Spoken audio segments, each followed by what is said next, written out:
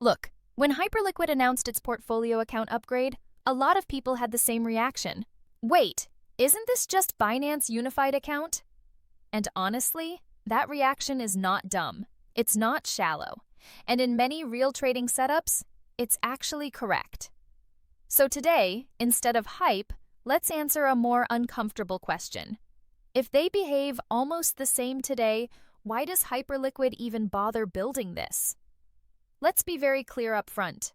If you're doing funding rate arbitrage, spot plus same asset perp hedging, on major assets with reasonable leverage, then yes, Hyperliquid's portfolio account and Binance's unified account produce almost identical liquidation outcomes.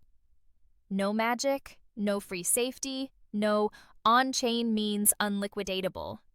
If funding moves against you or volatility spikes hard enough, both systems can liquidate you. So if your takeaway so far is these two feel the same, you're not wrong.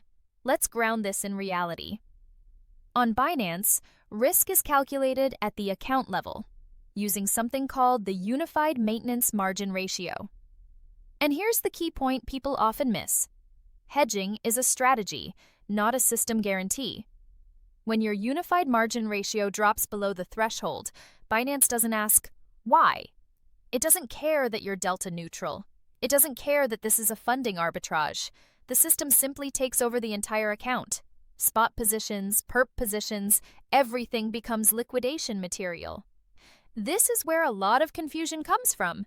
You'll often see documentation saying things like, the future's position may be liquidated. That wording is misleading. What actually happens is, the future's leg deteriorates. Your unified margin ratio drops. The entire account enters liquidation. Your spot wasn't protected. It was collateral all along. So no, this was never about liquidating one leg versus the other. It's always been account-level risk control. Now here's the important part. Hyperliquid's portfolio account does not change this fundamental truth. It is still account-level margin, account-level liquidation. Funding still matters. Leverage still amplifies risk. There is no mechanism that says, because you're hedged, you're immune. So up to this point, your conclusion that these two systems are basically the same still holds. Here's where nuance finally enters. The difference is not in what happens, but in how risk is modeled before it happens. Binance is a system that allows hedging strategies inside a unified account. Hyperliquid is a system that is designed assuming you're managing a portfolio.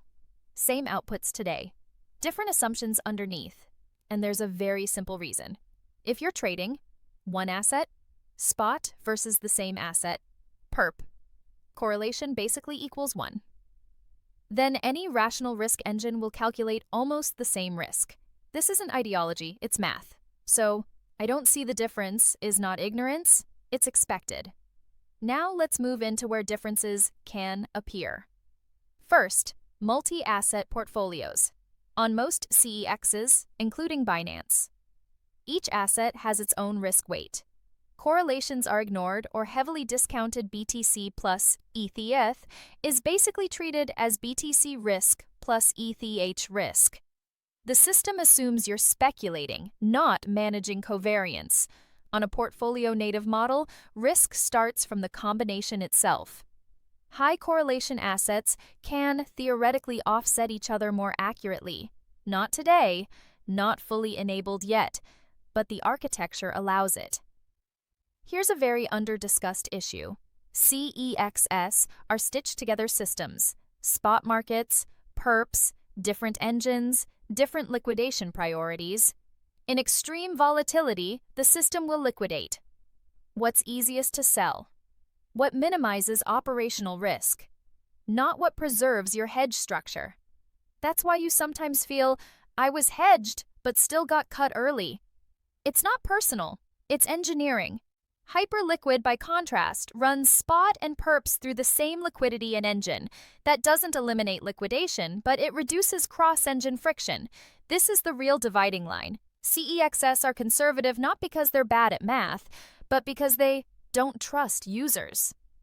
They must assume users manually break hedges, APIs fail, accounts get compromised, so they bake in higher haircuts, earlier liquidation, extra buffers everywhere. This is intentional. Hyperliquid can afford a different assumption. Everything is on-chain.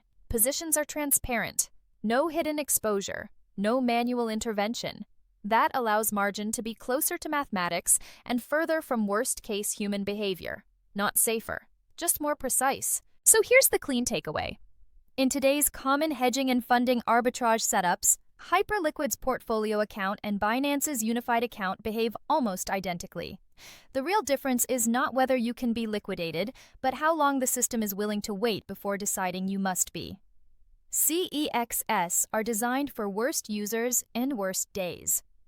Hyperliquid is designed for portfolios as first-class citizens, and that difference only matters when things get complicated. All right, that's it for today. Stay safe, stay curious, and I'll see you in the next one.